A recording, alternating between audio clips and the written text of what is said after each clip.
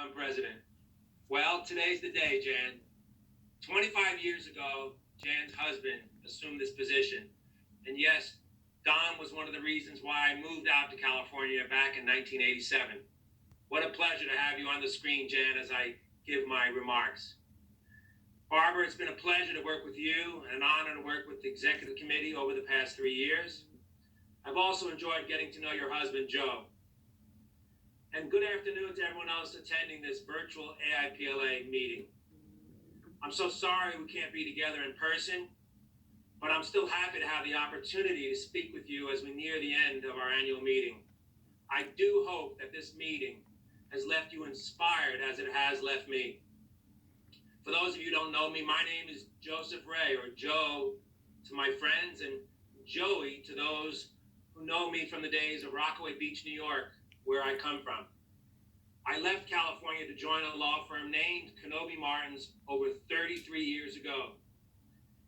And to really understand me, you must know that I am eighth of a family of 12, and many of my siblings are actually watching this Zoom call right now because it was arranged by my wife and I didn't know anything about it.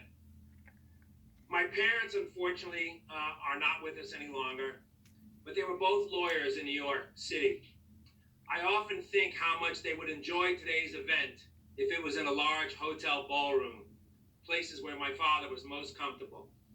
My father was a federal judge, Edward Ray, and he was based in New York City, and he was my mother's law professor at St. John's University in the late 1940s.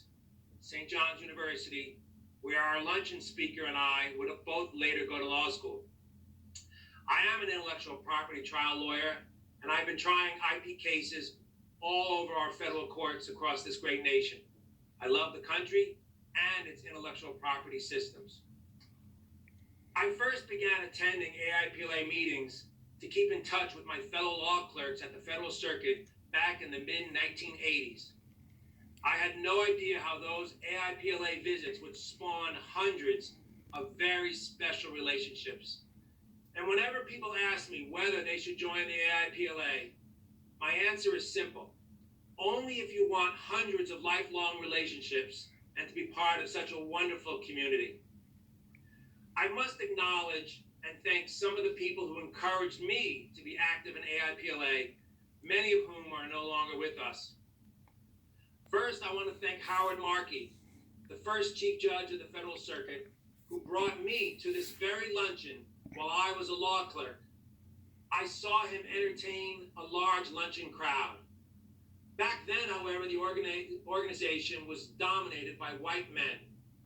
Fortunately for all of us, that is no longer the case, as the membership and leadership has grown to include so many wonderful women and ethnically diverse leaders, some from all around the world. I applaud the association's efforts to diversify the profession. That commitment was so nicely reflected by many of the diversity programs just presented at this annual conference. I hope you had a chance to attend them, and many of them were recorded so you can see them later.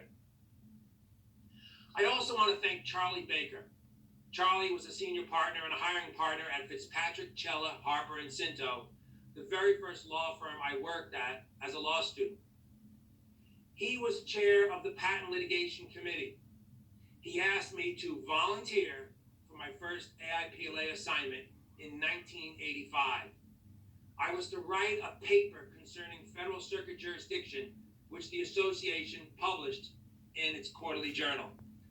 That paper led me to my next assignment concerning that topic, to write an amicus brief before the Federal Circuit sitting en banc. I want to thank former President Jack Goldstein and Professor Don Chisholm, who in 1989 supervised me as I struggled to write my first amicus brief. I want to thank former President Jerry Lee, who appointed me the next year to the amicus committee, a committee that kept me fully engaged in the association for so many years. Participating in that committee also showed me just how influential this association can be in the courts on complicated issues affecting intellectual property.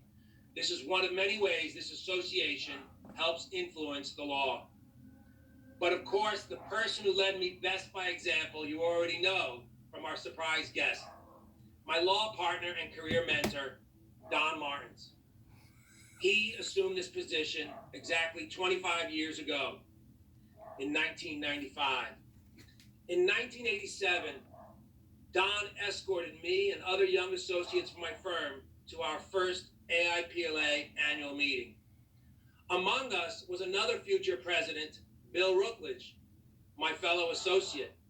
I witnessed Don and his lovely wife, Jan, who you got to meet today, selflessly lead this organization with style and grace for so many years, well past Don's 1995 presidency. I hope to live up to their example and ideals. We all miss Don, who passed away last year, but he is still a guiding force in my life and in my firm today. Coincidentally, I later served on the board when Bill Rookledge was president, and then I served under Mel Gardner, our first African-American president. I hope many of you had the chance to hear Mel's inspiring talk at our inaugural Titans of the IP Bar. He spoke along with our first female president, Meg Boulware, and Circuit Judge Alan Laurie. If you didn't get a chance to hear it, I hope you get the chance to listen to the recording. I also encourage you to listen to some of the many other programs presented at this conference, including the inspiring talk by Federal Circuit Judge Jimmy Rainier. I also want to thank my partners at Kenobi Martins, who always encouraged me to do whatever my heart desired. Never did my firm tell me no. They gave me the time and resources to fully participate in any organization I pleased, and I am most pleased that I chose the American Intellectual Property Law Association. And of course, I want to thank the only love of my life, my wife Heather, of 34 years, and of course my two children, Dominic and Maggie Ann. I could not imagine life without them. I thank you all for your love and support and tolerating the life of a very hyperactive trial attorney. The AIPLA is a very special organization. The people are what make this organization so great. The challenges of the global pandemic have crippled, if not destroyed, many bar associations.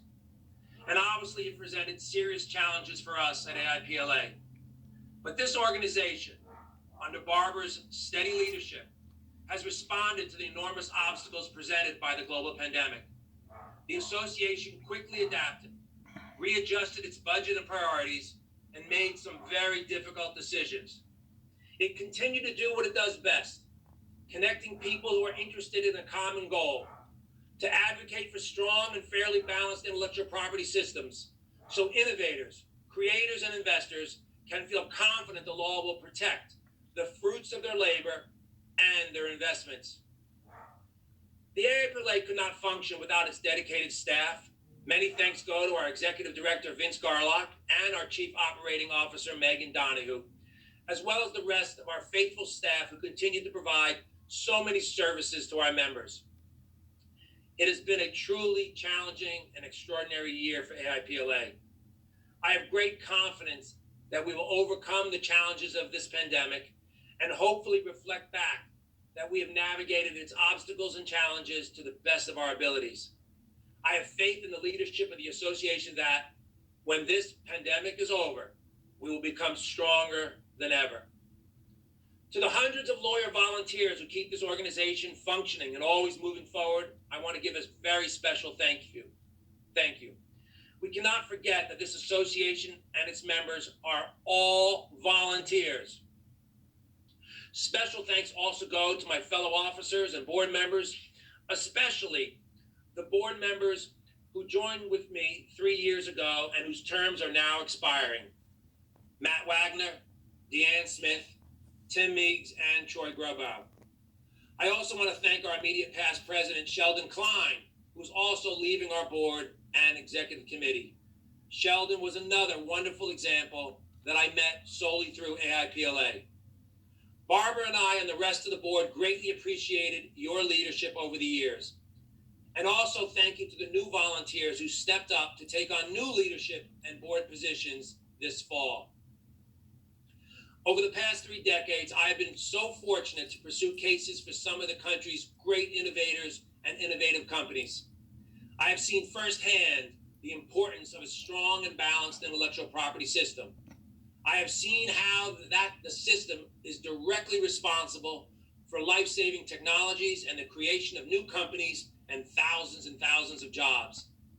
I will not accept the unfounded criticism that our IP systems have outlived their purposes or are a drag on the economy or even hurt innovation.